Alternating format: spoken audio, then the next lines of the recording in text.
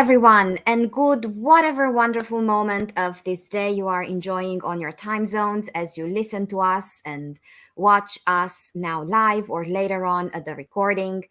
It is always a joy to welcome you to our Hacking HR conversations. And today we have yet another panel part of our February series. And for the next hour, we will be talking about mediation and agreement building skills, especially enhancing these for HR professionals. My name is Minola Jacques. I will be your co-host for the next hour. We have Jessa taking care of us backstage, working her magic. And we have some absolutely amazing people who will be joining us on the screen momentarily to share their insights and their energy, and hopefully also some of their lessons learned and stories.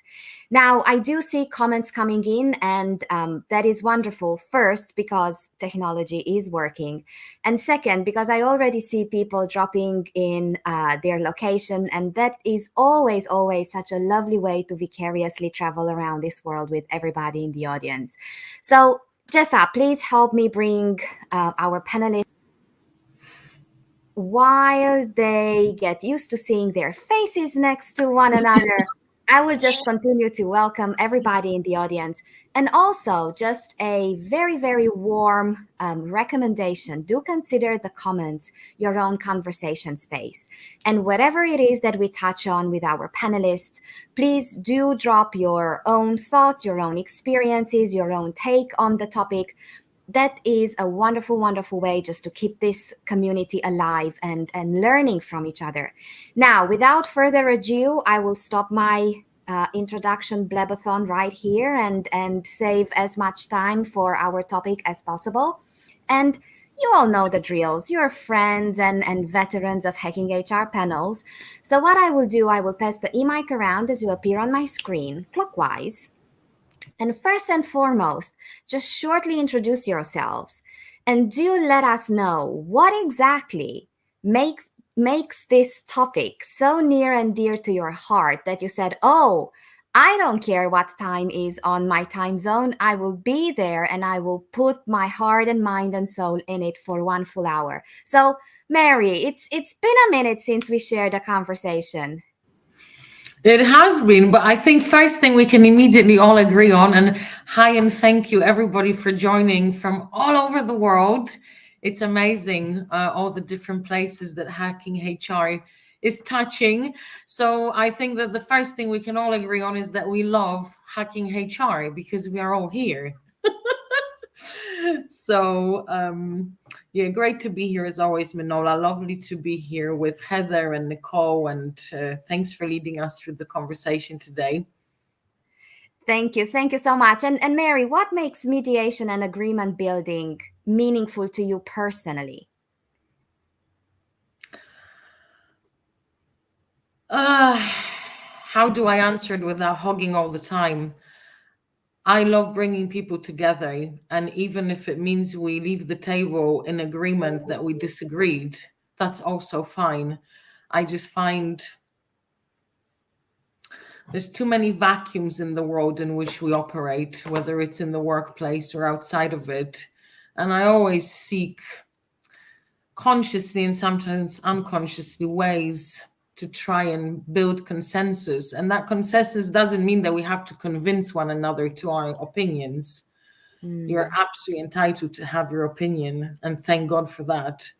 But disagreement doesn't have to lead to disconnecting on a human to human level. So that's, I think, where I'm coming from.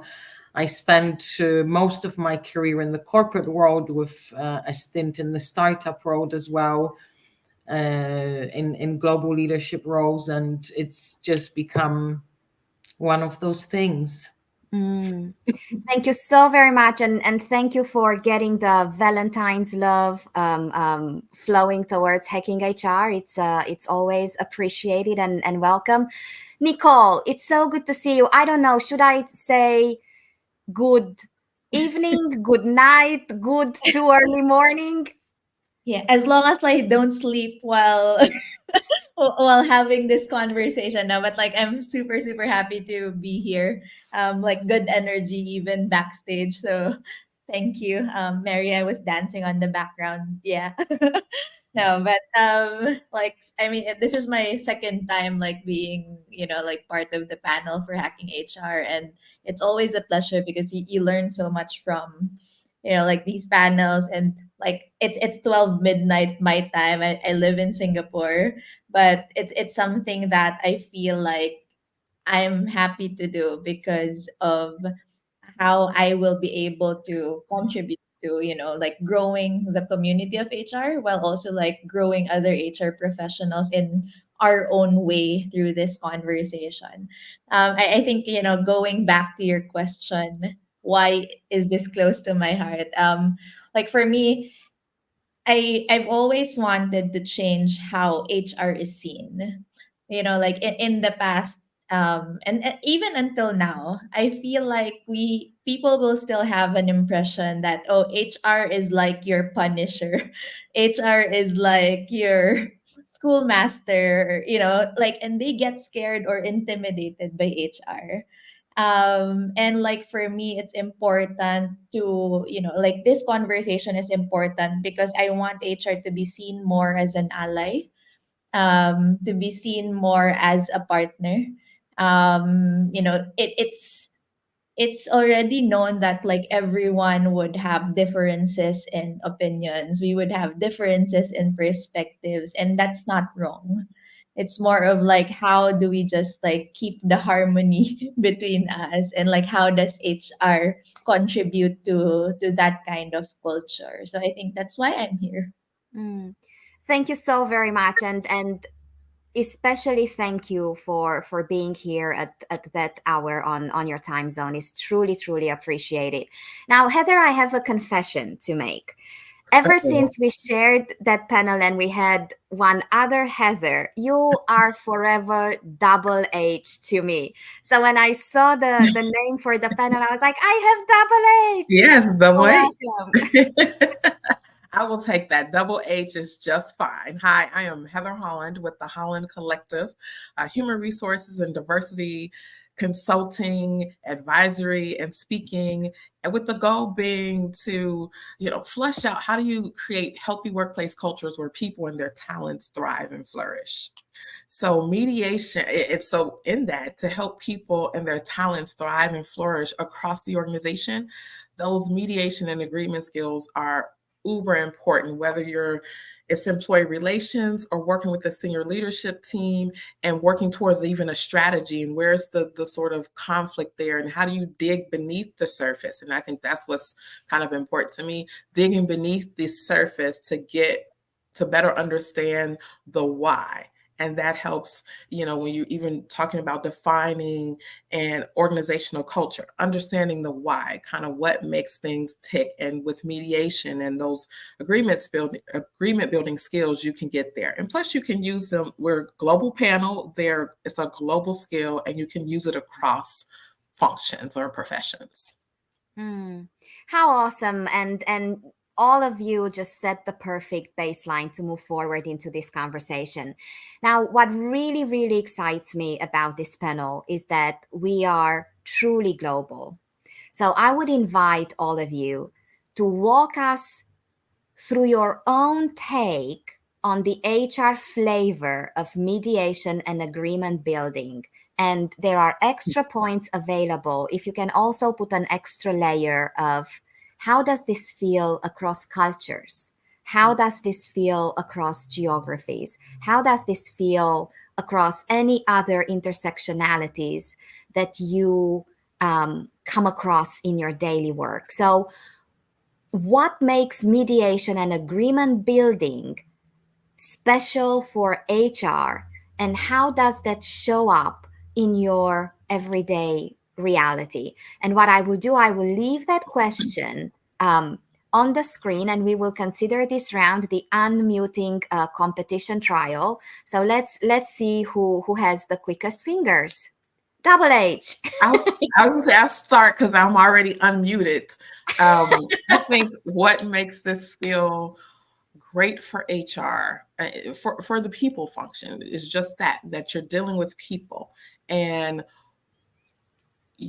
the HR function, the people function, you're expected and should set the pace when it comes to leading the people, the leadership. So how do you understand and bring groups together?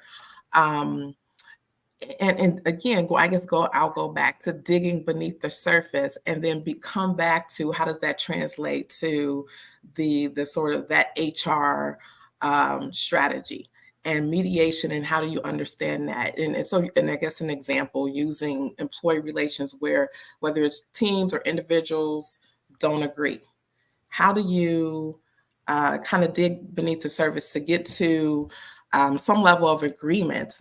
And like Mary said, it doesn't necessarily have to be understanding, I guess, how do you get to some level of understanding and agreement? We don't have to agree to get to a point where we can kind of move on. And then the second part, across, I think in my experience, what I've seen across, when you cross cultures, the skill set is the same, but the nuance may be our different communication styles. And whether it's if you look within the US across, you can go so many slices of the pie when you talk about cultures, whether that's race or gender, whether I grew up in the Midwest or the South, and then you bring in the global view. It's all about, it comes from different aspects and different parts of our culture, but the kind of the tie that binds us together is being able to understand and get to some level of agreement. So how the mediation part is the same, but how you communicate it may vary a little bit. I love that. Nicole. Okay. Yeah, so it's really like the unmuting, right? Like I think like that's a good point by Heather. Like maybe like for me to add, like this is coming from like an Asian perspective, right? Like I work in an organization that is very diverse. In Singapore, in our Singapore office alone, we have about 13 nationalities. And like, but majority of it is still Asian. And like even me growing up in like an Asian culture, I feel like we're not as confrontational as Western cultures. Like a lot of like people would like pile up what their opinions are until like they reach their breaking point. And but like when it does, it can cause like more conflict. So I think like the role of HR is like one, how can we be proactive in like sensing if there's like possible conflict brewing, or if like if there are disagreements that may be like unsaid or may be affecting the work of our people in different ways, even if it's not articulated. And that's like you stepping in when there are signs that will happen. Like even I just had a talk with one of our employees earlier, and he was also like telling me, I was telling him that if you don't tell me that there's a problem, not all managers or not all HR people will actually be able to like pinpoint, oh, like there's a problem. But employees expect you to resolve the problem that you don't even know. So, these little things are tricky, but then again, like that's what's important, and like why our role as like HR is critical in ensuring that harmony and like that balance in our workplace. I hope that makes sense. That makes a lot of sense. Mary. Nicole, do you realize there is HR in harmony? I'll leave you with that thought. Uh, and Heather, I love what you said about the what is not necessarily unique. It's absolutely all about the how. How do we approach it whilst recognizing, as it is in our question, right? Some of our cultural differences, and to be honest with you, just differences because we are all an individual person that goes through life, and we all have a very unique journey. Even twins go through life on their own, in their own path. What I would add here, and great to hear, Nicole and Heather, what you think about it. From a day-to-day perspective, I would say share stories, and just connect on a human to human level. I will tell you actually a story. I will never forget it. That was back in my time when I was at Bank of America.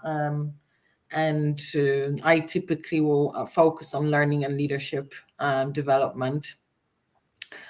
And long story short, I am Eastern European. I was born and raised in Eastern Europe. I grew up in Western Europe, and the individual that I was in this situation with is from Southern Europe. So I had a mentee at the time who had incredible interest in a domain that absolutely is not my technical domain. So I asked this colleague at work if he would be willing to take him for a coffee for an hour because he was an expert in that domain. And this young mentee of mine was just looking for some inspiration. To me, when he agreed to do that favor for me, to me, what was important is that I don't abuse that kindness. And I gave him money for that coffee, to which he took terrible offense. But it was in the moment, so he left to meet the young gentleman for a coffee. Again, accelerate a day later, we regrouped, and I said, okay, let's talk about it, because there was absolutely no offense intended and what happened. And we talked it through. In my culture, when someone does me a favor, I want to immediately reciprocate and not abuse that kindness. In his culture, okay, he took offense to it because he felt like I am indirectly saying that he's stingy and he wouldn't pay for a cup of coffee.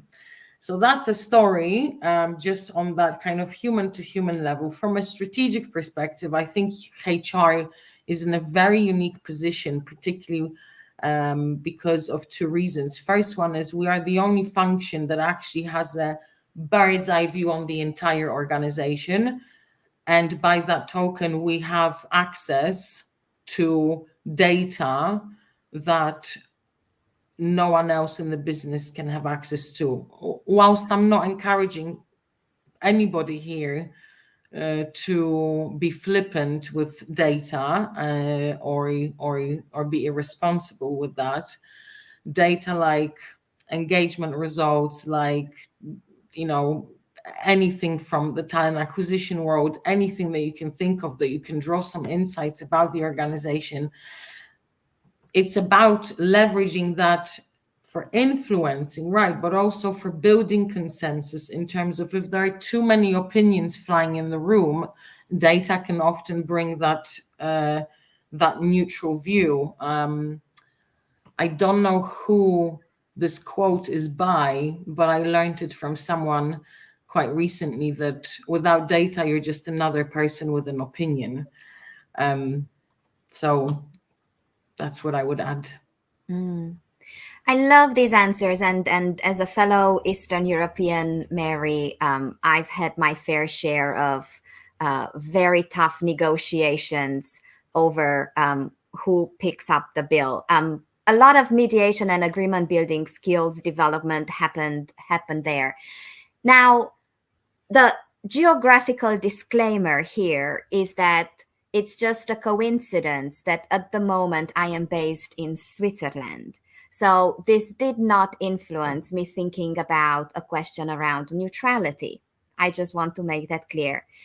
In a lot of conversations over the past couple of weeks, one point kept popping up.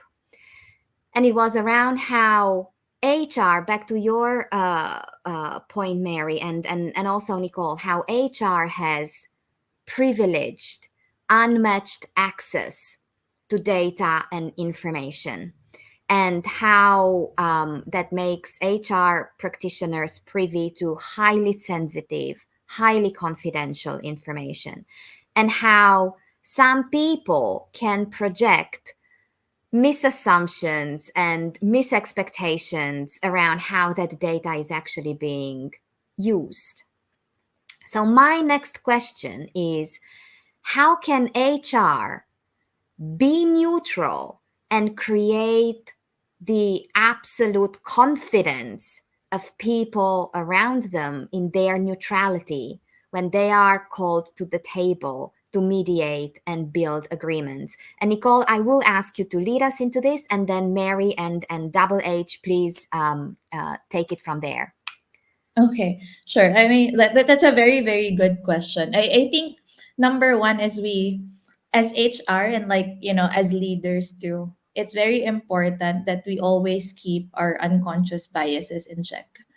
Like self-awareness is very, very important. Like we would, of course, like we would have our own opinions, but it's also important that we keep that aside whenever we're dealing with people. It's not easy.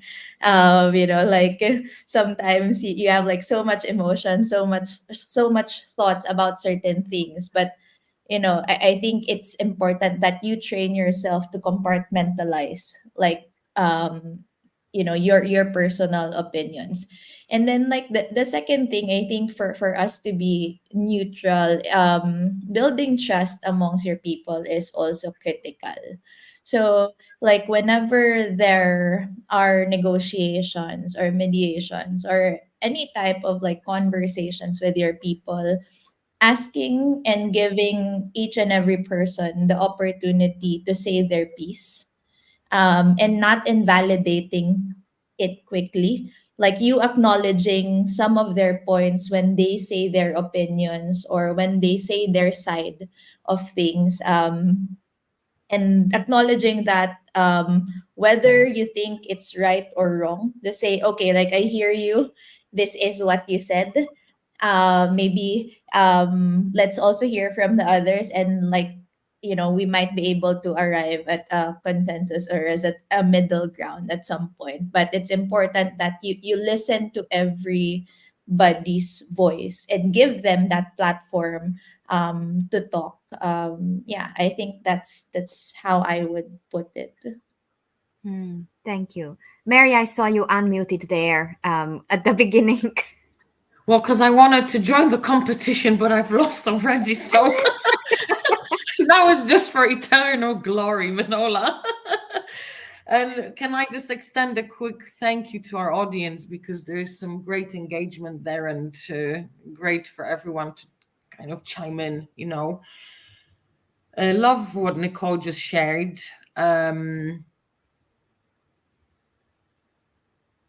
Yes, I have a reflection because of the situation that I am in personally right now. So I am heading up learning and leadership development at Rolls-Royce, not the car that's owned by BMW since mid-80s, the civil aerospace and engineering company. New CEO since 1st of January last year. I joined in May in the strategic transformation team, 5-year transformation plan, average tenure 25 years in the company. You can imagine, I'm sure, everything is happening, everything anywhere all at once, if any of you have seen the film. And I think we also have a duty to be sometimes, that tough voice in the room, and to the point of neutrality. It's not easy for the fuse to blow up, particularly when a company is going through incredibly broad and deep transformation.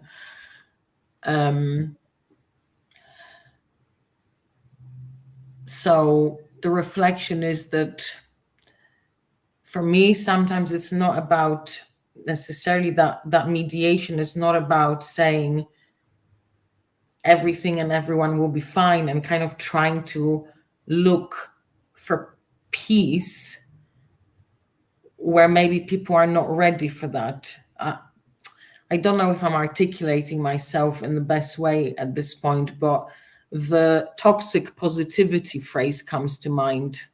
And I think sometimes HR, can be guilty a little bit of that, of trying to drive for consensus at all costs. And people are not stupid. We have to give people credit. People, we are those people as well. HR is part of the business, just like any other part of the business. And it's very easy to spot when some forces in your organization are trying to bamboozle you. So I think that's where we also have a really unique opportunity as a function to be that adult in the room. And when it's tough, say that it's tough, and that maybe today is not the day when we will build the consensus. Maybe we need 2, 3, 4 more conversations. It's okay. As long as our Northern Star is that we want to find a way forward, and we just don't put ourselves in shackles that we have to find that way forward now and here and today, because that in itself often leads to unnecessary friction. Then for me, that is also in a way being neutral. I can add.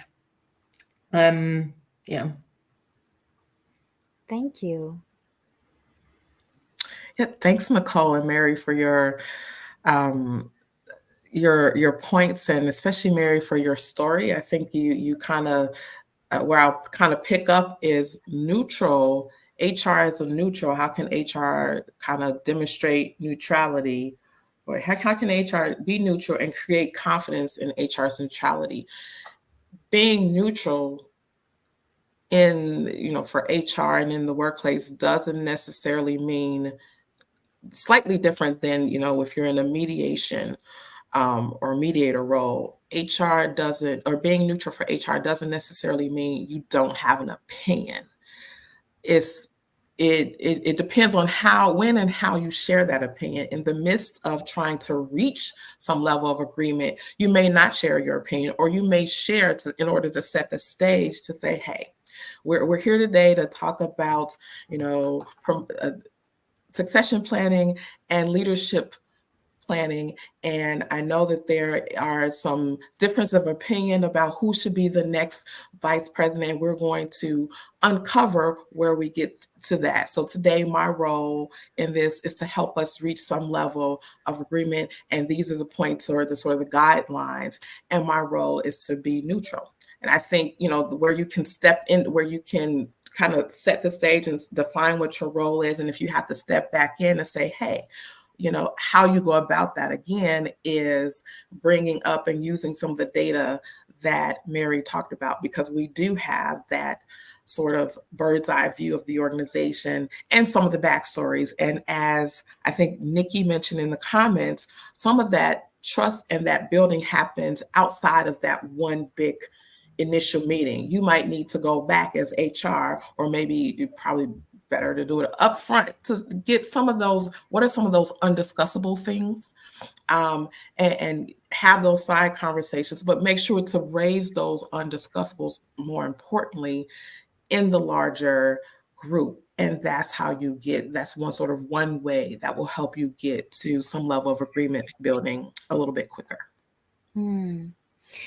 Well, I just had a quick look at the watch, and I cannot believe that we are in the middle of our conversation. It's just I feel that an entire series could be just on this topic alone.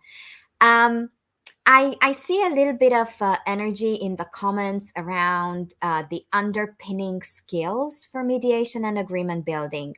So I would really like us to spend a little bit of time talking about what are the critical skills for an HR professional for mediation and agreement building. And by now you know that I'm particularly looking forward to skills that are not within the circle of the usual suspects. So any kind of skills that are not instantly and naturally go-to skills. I would be very, very interested to hear your opinions. Now, I will give you a few seconds to think about it, just echoing Mary with a big warm thank you to everybody in the audience for staying so committed and engaged. Just reminding everybody, especially those who joined a little bit later, that this conversation is being recorded. So if you feel like you missed out on some amazing answers, you're absolutely right, but don't worry, no FOMO. You can go back and check the recording either through our LinkedIn space or on hackinghrlab.io. Now, skills underpinning mediation and agreement building. Let's see. And Mary, you won the competition this time. Where is the prize, please? Well, the prize is that we're here. Airtime. The prize is always airtime. Exactly. Well, we already have some great ideas in the chat, like listening with intent, and what else did I see? So Storytelling was building there at one trust, point. storytelling. Yeah. Thanks so much, everyone, for sharing. So I'm gonna just add something different then. My immediate thought was analyze the ability to read between the lines.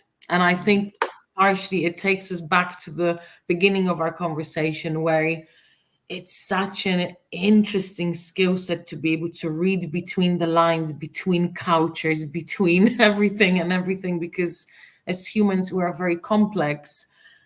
So reading between all of that and being able to read the room and really adapt, for me, Heather and Nicole, you won't be surprised because we just spoke behind the scenes how much I love dancing, but it is a little bit like a dance every day, fine tuning. Well, maybe I need to move a little bit here, maybe a little bit there.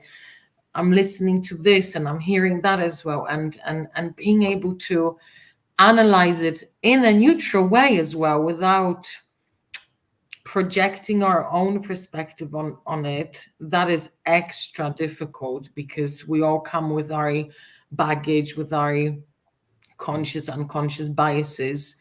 So I would say self-awareness actually as well, and that being able to pick up on and analyze what's being said in between lines. Nicole. No, that's I think like I had like very, very similar line of thought, right? Like I think like in HR you kind of like something that's a skill that most of us would have is like reading people, like reading between the lines, and like what Mary said. So I echo that deeply. But maybe like just to add, I think it's also knowing how to discern and ask the right questions at the right time. Like timing is important, and like you listening to whatever people are saying, and even what people are not saying, discerning that, and like putting things into perspective before you say any piece, and then you ask questions. It's more like how do I flesh out what I think these people are saying? How do I make them actually verbalize and validate what I'm thinking they're saying? So I think it's that, like, and it's like again like when I say timing, you have to know when to ask certain questions and when to ask people, the specific people, because some of them might be defensive about what you will say or the questions that you're asking. So you also have to be careful on making very directed questions. So it's should always be open ended too. Ditto. I think the additions are, self-awareness and being able to know when you need to call out that self-awareness. If, for example, you're the one trying to help the group, sort of leading the group along or coaching the group along to get to some level of mediation of agreement. And if you're tired or they're just working your nerves, you might need to call that out to say, hey, I'm feeling a little frustrated, and thinking the group may be, and maybe it's time for a break because we've been at this for the last 20 minutes. Let's take 5, and then come back. And then we'll come back and sort of start anew and pick up with X point.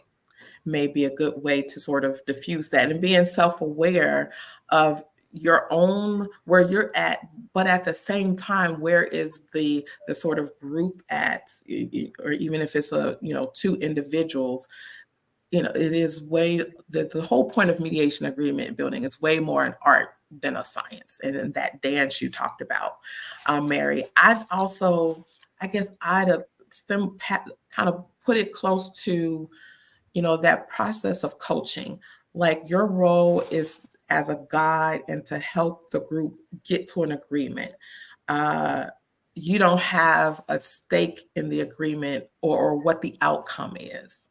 You shouldn't care what the outcome is, long as the group gets to some level of agreement and they are comfortable with what that agreement is, whether you agree or not. And long as it's within the legal boundaries, and all that good stuff. So I think another skill that you, Nicole, you talked about questions, making sure they're open-ended questions, just also that natural curiosity. So tell me more. Why did you kind of say that, or what gives you that perception? I think, and for curiosity, listening is one of those obvious ones, being able to call it out. And I think the ability to use rephrasing and summarizing is your best friend. To say, let me jump in here. Let me rephrase what I think I heard. Especially when you get to points where you agree, it's critical to rephrase or summarize the agreement and capture that and call it back out to the group. And so that if you need to say, okay, this is what you agreed to, do we even need to go further? Yes, we agreed to, these leadership companies are important, but what does that mean? That may be, kind of setting yourself up for the next section. I so love all these, and I'm gonna do something that I don't normally do, but I simply cannot hold myself back. So I will reframe it as a special thank you to everything that you shared. I'm gonna put some of my skills to the table. I really loved, and I see that people already picked up on the tell me more. And this is a trick I didn't share. I'm a journalist by trade, actually. I'm just a change manager by choice and fortunate accidents. But one trick that they teach you in journalism school is that, especially when the conversation gets heavy and it starts to really feel like an investigative interview, you formulate the questions as an invitation, because the simple melodicity of a question can already trigger people even more. So tell me more about it. Walk me through how you see it in your mind. That is one. Another skill that all of you referred to, but it was almost, like an underlying implied skill, but I want to call it out, is patience. Whether that comes through just for simply holding space or pacing yourself, or knowing that we don't have to reach the final conclusion today. We can reach that in 5 more conversations. And another one that I do feel is absolutely critical when mediating and building agreement is the ability to hold a paradox.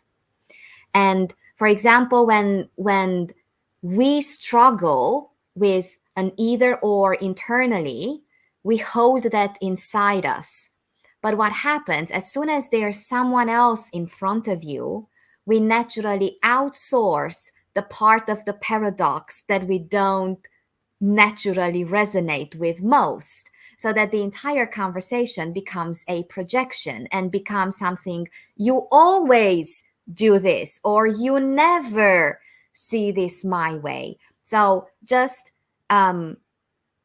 reframing questions and invites, patience, and holding paradox. So thank you for indulging me with this, but my heart was doing a happy dance, and I was like, I need to extrovert this more than I normally do. I was wondering, have you ever felt, or have you ever come across situations when you as HR professionals were called to mediate, and you felt that the expectations that were projected onto you were off in any way? So did you have to go and contract clear expectations and rebuild the context of your role in order for you to be effective in mediating? Yeah, I'll jump in. Absolutely. I think that happens quite often. Um, an example in an environment working with the senior leadership team spread across the U.S. The one region of the business was undergoing a reorganization, and so my primary client was that senior level leader, like a VP, and we had some discussions and reached some level of agreement around, leadership placement and what that might look like. And so with that, while that's at my primary client, I also have relationships and agreements with those other leaders. So there was a occasion where I needed to what renegotiate several things, actually, what our relationship or sort of our level of engagement would be, what the sort of that other leader's role would be in the reorganization, their sort of placement, something that changed. So that was not necessarily, initially was not a conversation I was looking forward to having, of course. So recognizing that, I was like, kind of, man, like, okay, this kind of sucks. We need to renegotiate this. Something change, and it wasn't necessarily for the better either. A decision had been made. So even for me so I like to kind of set up the stage, be as transparent as possible, acknowledge that this is not going to be an easy conversation, where there's opportunity to offer choices. So in that process, while it wasn't a positive, it definitely, I guess, and I also think about how will the other person receive this information. And it also too, when you know a little something about the person, sometimes that can make it easier or harder. So I, you talk about patience, allowing some extra time, but setting up the conversation and being as transparent as possible to say, hey, this, in this case, the kind of role, the organization changed, your role is changing, and here's a couple options. And then here's some kind of soak time that walks that through. But that self-awareness, I saw in the comments, a lot of people hit on that emotional intelligence, especially in those sort of uncomfortable or potentially uncomfortable, rocky conversations, are important. Knowing how that other person may receive it, knowing how, also what role you played in that case, being HR and kind of being in the center, because you're working with one leader that's up here and some of that leader's direct reports. And so and they know you have a hand in every part of the process. So I think you have to kind of discuss and give a little bit more detail about how the decision was made and how the decision was arrived. And that speaks to that being as transparent as possible.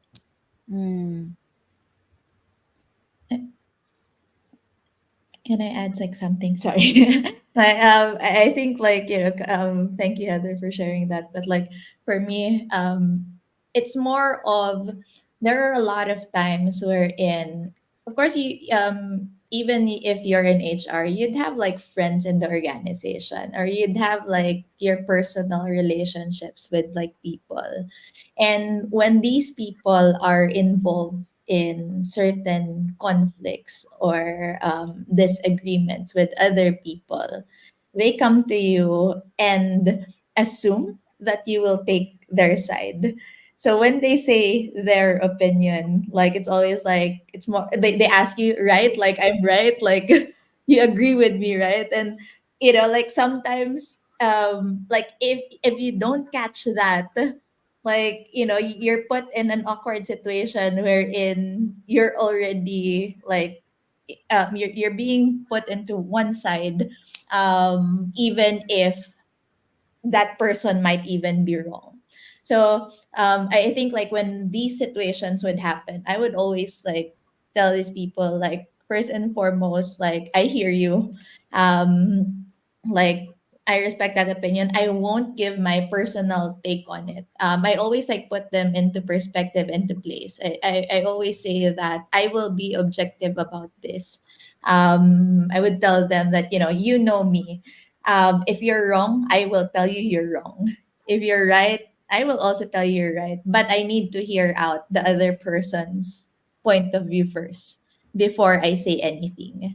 You can tell me what your experience is. I'll try to find a way to see what the point of view of the other person is, because there are times that, you know a while ago, someone, I forgot to mention on how there's just really differences in how we communicate things.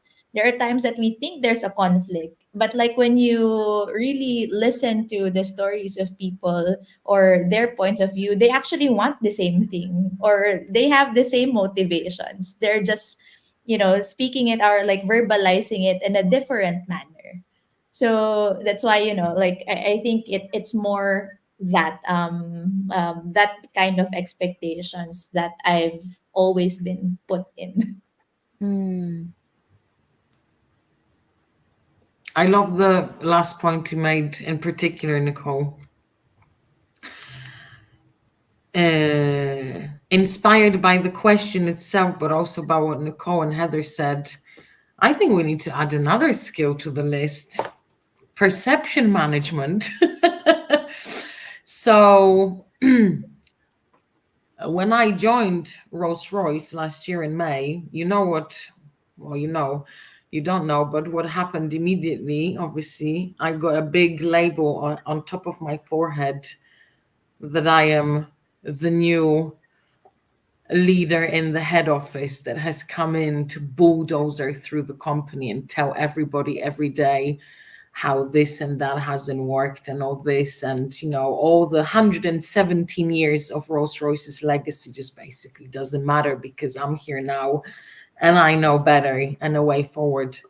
That is precisely what I had to tackle head on as soon as I came to the organization and just set that record straight. Let's put it that way. And I did it in many different ways, but predominantly just through really direct conversations. And I knew I had to do it because otherwise there was absolutely no way that I would even integrate in the organization, because I had that label on top of my forehead, right? Wrongly, because people don't know me. But it has worked, and it has to be done because, and someone then months later actually told me, because we built that level of trust, someone senior in engineering said, yeah, we thought you are a spy, essentially. And that wasn't coming from anywhere else other than just perception, because that was a perception of a person you have never even seen in your life, right? And again, and I think we just have to accept that perceptions are just Reality. there. I personally can't stand it, but it is what it is, and I think we just have to be aware of it. And then when we know, let's say we need to have a mediation type mission, or we need to renegotiate something, or we need to help build consensus, I think both you, Nicole, and Heather touched on it, that it's within our gift to make it really, really clear that I actually don't have a personal agenda here. Because at the end of the day, this is not my company. I'm not doing things here for myself. I'm doing things for the company and for every single person that these things that I do will touch in one way or another. And sometimes you have to say it 3 times, sometimes 33 times, sometimes it never sinks in, and it's also okay. I will focus more on where I can see it will kind of, the seed will bloom into something. Let's put it that way. Mm. Well, we are about 12 minutes away from wrapping this conversation up, and these are very painful words to say. I guess the classic question would be, as you went through a lot of mediation and agreement building situations and circumstances in your career, what is your biggest learning? But while I do like classic, I like classic with a spin. So my question would be, what is your biggest unlearning as you went through situations one after another? What was one thing, either a perception of yours or a conviction of yours, that you had to let go?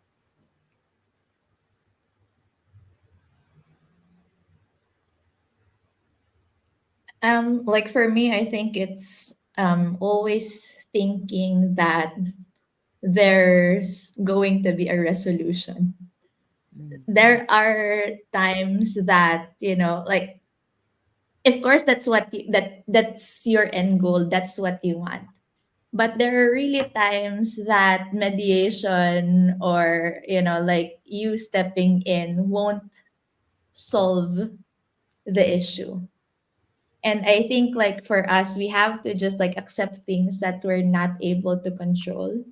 We have to accept our limitations also. Like, there are times that it really needs to push forward, like, say if it's an employee relations case, for instance. There are times that there really needs to be a disciplinary action at the end of it. So I think it's that, like, unlearning that idealist in you, that there's always a resolution to everything. Hmm. That's so powerful, Nicole. Thank you so much. Double H. I think back to early on, one of my probably biggest unlearnings was I felt like I needed to kind of have an answer or a response. So unlearning that and realizing, and I think what the learning was realizing that my role is there to help guide and not have a response. So the difference there, when if you're in HR and people come to you asking you a question, yeah, then that piece, your role is to have an answer. But when you step onto being in a situation where you're the mediator or helping to reach agreement building, your role changes as HR. Even though you wear the same hat, your role changes. And your role, as part of that role, your responsibility is not to have the answer, it's to help guide the group and help them reach a level of agreement, um, whether you agree or not. Um, and also, I think, how do you also remain neutral in your words, but also in your physical presence, without showing that you don't agree? They may know you well enough and know that you don't agree, but again, it's reminding them and yourself that you don't have a stake in the outcome. Your stake is, have we reached a level of agreement that we can all live with and move forward and grow from? Hmm.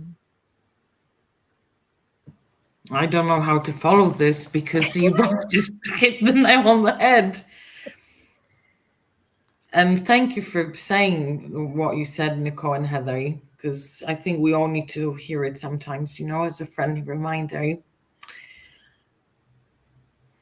I'll say something quite similar, maybe just a little bit from a different angle. I would just want to encourage our audience to try to absolve yourself from personal accountability for the outcomes of consensus building or mediation. What I mean by that is, yes, we play a role, but essentially you can have a level of control over the input that goes into the conversation or whatever else, but there is absolutely no way you can control the output and the outcome. That's just delusional. And where we may have, I sometimes had an image of, okay, if I steer it this way and that way, this will happen. And it usually never happens that way. So I just let go of it and I just reset how I think about myself in that role and just let go of what's completely not within my control. Mm. I would really love to have like an open mic, free flow question for once. I am sure that, you know, the passion and the commitment and just the genuine um, energy that you have around this topic just comes through the screen. So I am sure that from the moment you saw the title of the panel and you signed up, there was a message that you wanted to convey. So my next question is an invitation to each of you. Is there something that we didn't get to touch on that is personally meaningful for you to leave our audience with? Or is there any lingering thought that you want to express that it's an add-on maybe to something that we touched on and then we never really went back and closed that inspiration loop? So we are 5 minutes out. Let's park 1 minute for the mic drop wrap up question, and maybe take a little bit over 1 minute each. Open mic, free topic. Okay, can I go first, Nicole and Heather, if you don't mind? Immediately, what's on my mind, Nicole, Jesus, sorry, Manola. Apologies, is um,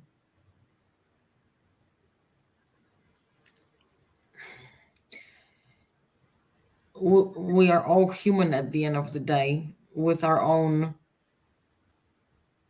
hopes, dreams, traumas, everything. It's just human to to have every and any emotion and any given at any given time.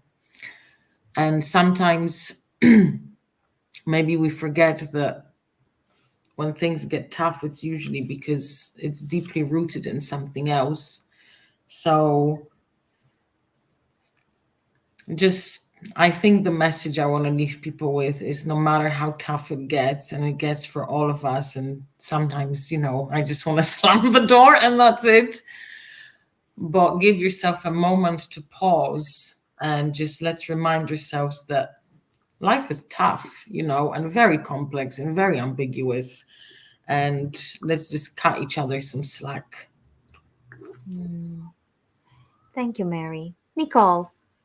I think like it's very very much connected to it. I feel like it's like a telepathy like going on, but like when you ask the question, like I think the main thought in my head was like we have to go back to basics, and bring back human resources. And like we have to always like think that how we facilitate conversations, the things that we say, the things that we do would impact people. So there's the importance of empathy. There's the importance of treating people kindly, throughout all these conversations, in the same manner that you should also treat yourself kindly. You know, like we are the firefighters most often than not in organizations, that we as HR become too hard, like we're too hard on ourselves sometimes, and we put it upon ourselves that the problem of the problems of the whole world is on our shoulders. So yeah, like like Mary did mention humanity. So be human to others and be human to yourself. This topic is probably near and dear to me. Just one, I've worked in a lot of high conflict environments, whether you're in human resources, labor relations, or just other high types of conflict. And what I wish I would have had earlier on, because a lot of it was on the job learning, learning by messing up a lot of times, and it would be so great to see it demonstrated. Sometimes if you get the benefit to ever sit in a labor mediation or arbitration, that may be the rare time that you get to see it demonstrated. But also learning there is really no right or wrong way, because in this role of HR being mediator and agreement building, it's not necessarily pure mediation or pure coaching. It's a blend of those, and it's that art and science, and how do you blend it based on the situation or the culture or organization that you're in. And you, if you're in a situation where you're doing investigations, even where you have to, you're kind of part of the sort of outcome as well. You may start out and having helping the group get through it, but you have to be part of the outcome because you step into a different role. Um, so which this ties into actually the excitement around this topic, or a passion, just in terms of being able to share that.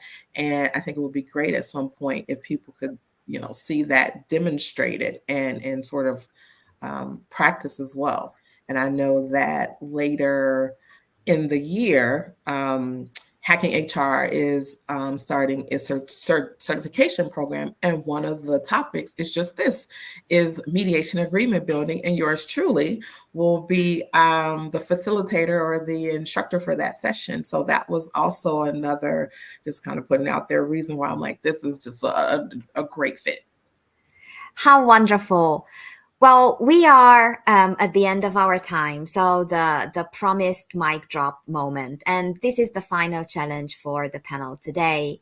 If you could leave our audience with, let's call it a mantra for lack of a better word, for some grounding words before they go into tough conversations, what would that be? So just a few words. What would be the mantra that you would write for people in the audience today? I will give you a few seconds to think about. I will say a wholehearted thank you to everybody who took the time to be here live, or who will enjoy this conversation later.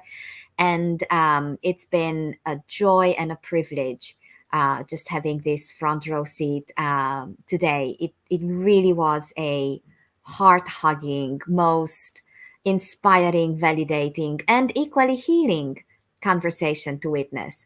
So, your mantra for the audience. I can go first. Mine is be present over perfect. How should we do it? We will do it counterclockwise, and that means Double H, you go first on this one. Oh, that was quick. That was a good mantra too. I guess mine would be is the self-awareness piece. Be aware and take care of yourself. Take note of how you feel during and after, and more importantly, after. If you need some type of release, that because they've got you all upset or you didn't like the way it came out, but you couldn't figure out what it is you need to sort of have that personal wellness. Wonderful. And to your point, Double H, there's a wonderful book. It's called Why Zebras Don't Get Ulcers. I would recommend it as mandatory reading for people in HR. Nicole. I think like my ultimate mantra in everything I do, and even when you see my post on LinkedIn, it's always been every day in every way I will get better and better. And like I always tell people that like whatever we do, in every experience that we would endure, no matter how hard it is, no matter how small it is, even it makes us a better person one way or another. And if we will treat everything as a learning experience, as a learning opportunity, we can be a better human being, we can be a better leader, we can be a better person. Thank you so much. Mary. Tough gig to follow, but I even wrote it down.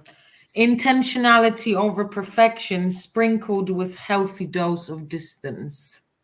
Do your best, and remember, it's not all on you. We're dealing with adults at the end of the day, so Yeah. Mary, Nicole, Heather, it was a gift. Thank you so very much. Thank you, everybody in the audience, for being here today. Jessa, thank you for taking such great care of us as usual. And I hope I will get to welcome you to many, many more future conversations. Take care, everybody, and enjoy a wonderful rest of the day and of the week and of the month. Thank you. Manola, thank you. Thank you. Thanks, everyone. Thank you. Thank you, Ciao, everyone. everyone. Bye.